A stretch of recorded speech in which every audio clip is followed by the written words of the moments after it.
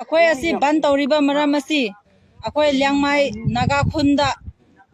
नागा नुपी अमाना ल्याङ्माई नुपी अमाना yum सागे हाइना lump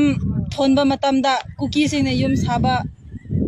यारोय हाइना मी कुन-कुन्थ्रा लाग्रगा अखोई नागा नुपीबु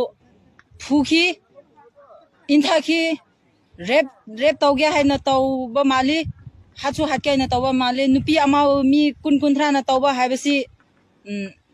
फगी नते अदुना सी अखोई नागा नुपीबु अदुमाइना तौबी अखोई सी लंबी असिदा नागागी लंबी असिदा कुकी सिंगबु चहलो हाइना बन असि तौरिबनी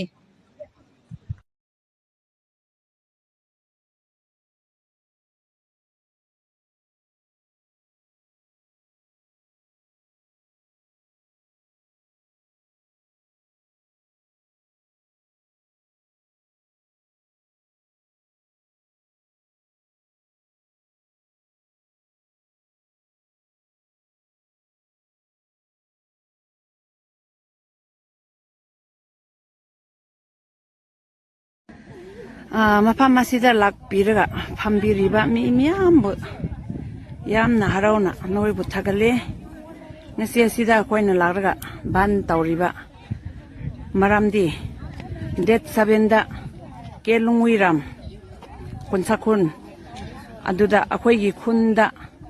akhoi yum sananga yumpham semlingeda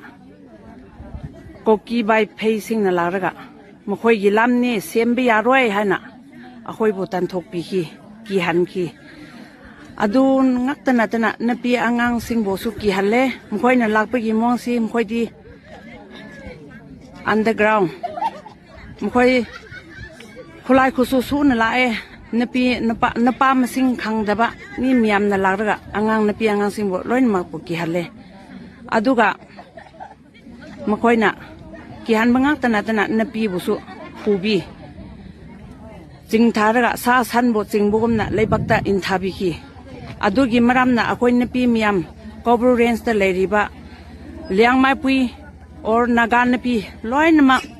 जाति खाइदना सिदा लारगा अखोई बान तौरिबनी बान तौरिबिगी मफामसी आईबी रोड तनी अखोइना बान तौरिबा लंबी सी कोकिंगा ता चपिगी लंबी नते नागांगा ता चत लिबर लंबी नाते आईबी रोड सी असी के आईबी रोड सी